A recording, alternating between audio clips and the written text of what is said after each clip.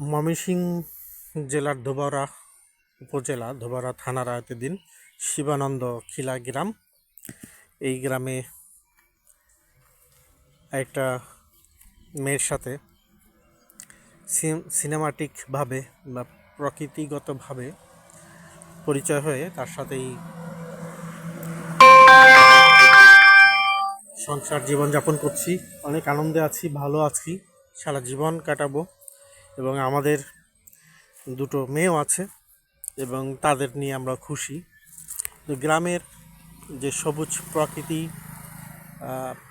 জল এবং প্লাস যে মুক্ত বাতাস বা বিশুদ্ধ অক্সিজেন সব কিছুই গ্রামে পাওয়া যায়, এটা ঠিক। গ্রামের মধ্যে একটা আনন্দ আছে, হাসি খুশি আছে, একে অপরের সাথে গ্রামে মানুষের মধ্যে একটা মিলন বোধ আছে এবং সবসময় সবাই সকলের খোঁজ খবর নেয়, এটাই স্বাভাবিক। গ্রামের মধ্যে যে উদ্দীপনা আছে এটা শহরে পাওয়া যায় না, বা রাজধানী ঢাকা শহরে তো নাই বললেই চলে। আমি রাজধানী ঢাকা শহরে যে ফ্ল্যাটে থাকি, পাশের ফ্ল্যাটে কে আছে আমি জানি না, উপরের ফ্ল্যাটে কে আছে জানি না। একই বিল্ডিংয়ে যে কয়টা ইউনিট, এক ইউনিটের মানুষ আর এক ইউনিটে চেনে না, জানে না। এটা ঢাকার জীবনযাপন। কিন্তু গ্রামে আশেপাশে কে কোথায় আছে, পাশের গ্রামে কে থাকে, কে চাকরি করে, কে চাকরি করে না, কে মারা গেছে, কে জন্মগ্রহণ করছে, সবাই সবার খোঁজখবর নেয়। এদিক থেকে অবশ্যই গ্রাম অনেক অনেক ভালো। এর মধ্যে থেকে গ্রামের যে সমস্যাটা হয় বর্তমানে, যেটা হচ্ছে ইনকামের দিকে, মানুষের ইনকামে খুব কষ্ট, কারণ এখানে মানুষ কৃষিকাজের উপরে নির্ভরশীল এবং এই কৃষি যাবতীয় ধরনের কৃষি, মাছ চাষ হতে পারে, ধান চাষ হতে পারে, গরু ছাগল এইসব পালন হতে পারে এগুলোর পরে। এবং কিছু কিছু আছে যে গ্রামের মধ্যেও কিছু গাড়ি আছে, ব্যাটারি চালিত রিক্সা আছে, এগুলো থেকে পরিশ্রম করে কেউ কেউ ঘর বাড়ি নির্মাণ করে, তৈরি করে, সবই ঠিক আছে।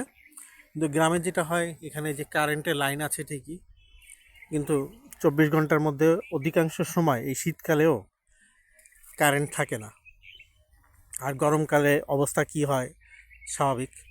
আরেকটা বিষয়, এখানে অনেক অনেক পুকুর আছে, মাছ চাষ হয়, কিন্তু এইখানের জলগুলো দূষিত, অর্থাৎ পরিষ্কার পরিচ্ছন্ন না। এই জল বা পানির উপরেই এই গ্রামে মানুষজন অধিকাংশরাই নির্ভরশীল এবং এই পানিতেই তারা তাদের গোসল সারা এবং কাপড় চোপড় ধোয়া, থালাবাটি ধোয়া, পরিষ্কার পরিচ্ছন্ন সব কিছুই করে থাকে। কিছু কিছু বাসা আছে, কিছু টাকাওয়ালা লোকজন আছে যারা ডিপ টিউবওয়েল করেছে, কিন্তু এখানে অল্প কিছু পাইপ দিয়ে যদি কেউ ডিপ টিউবওয়েল করে সেগুলো বেশি দিন টিকে না। যারা একটু বেশি পাইপ দিয়ে করছে, মোটর টটর লাগাইছে, তাতে প্রায় এক একটা ডিপ টিউবওয়েলে মিনিমাম 1 লাখ 1.5 লাখ টাকা খরচ হয়ে যায়। সেগুলো হয়তো তারা বিশুদ্ধ খাবার পানীয় পায়। কিন্তু যেটা হয় যে রাস্তার পাশে যে বাড়িঘরগুলো আমরা দেখতে পাই, এইগুলো সবাই কিন্তু এরকম ডিপ টিউবওয়েল আছে, মোটর সিস্টেম আছে, পানি উঠাইতে সমস্যা হয় না। কিন্তু এর পিছনে যারা আছে তাদের আসলে কষ্টের সীমা নাই। তারা যেটা হয় খাবার পানিটা এই যে অন্যর উপরে নির্ভরশীল, কারণ এগুলো সরকার আসলে তাদের ভিতরে খোঁজখবর নেয়ও না। এটা আমাদের যে বর্তমান সরকারের কথা না, এটা বিগত দিনে যেসব সরকার ছিল তাদেরও একই অবস্থা। আমাদের বাংলাদেশের রাজনীতিটা হচ্ছে, যখন যে গদিতে বসবে সে তখন দেখতে পায় অটোমেটিকলি, মানে আলাদিনের চেরাকের মতো বাংলাদেশ অনেক ভালো হয়ে গেছে, দরিদ্র দেশ বড়লোক দেশ হয়ে গেছে। মানে সে যেদিন গদিতে বসে তারপর থেকেই এই যে মানুষের যে সমস্যা থাকে এগুলো আর তার চোখে আসে না এবং তার কানেও যায় না, এইটাই হলো অবস্থা। এবং টিভিতে যে প্রোগ্রামগুলো যদি কোনো সময় কোনো খবর দেখায়, সেগুলো তাদের কাছ পর্যন্ত যাবে না। তারা জানবে যে না, সব ঠিক আছে, সব ঠিকঠাক মতোই চলছে। এটাই সমস্যা। এই সমস্যা থেকে যদি সমাধান হয়, তাহলে একেবারে পাড়া গায়ের মানুষের সাথে মিশতে হবে, তাদের সাথে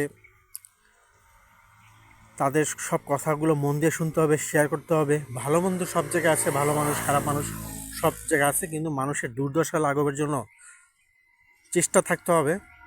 তাহলে কিন্তু আমাদের বাংলাদেশ সত্যি সত্যি সেই সোনার দেশ না হলেও শান্তির একটি দেশ হিসাবে গঠন হবে। তো সবাই ভালো থাকবেন। অনেক লম্বা ভিডিও হয়ে গেল। সবাই ভালো থাকবেন। আসসালামু আলাইকুম।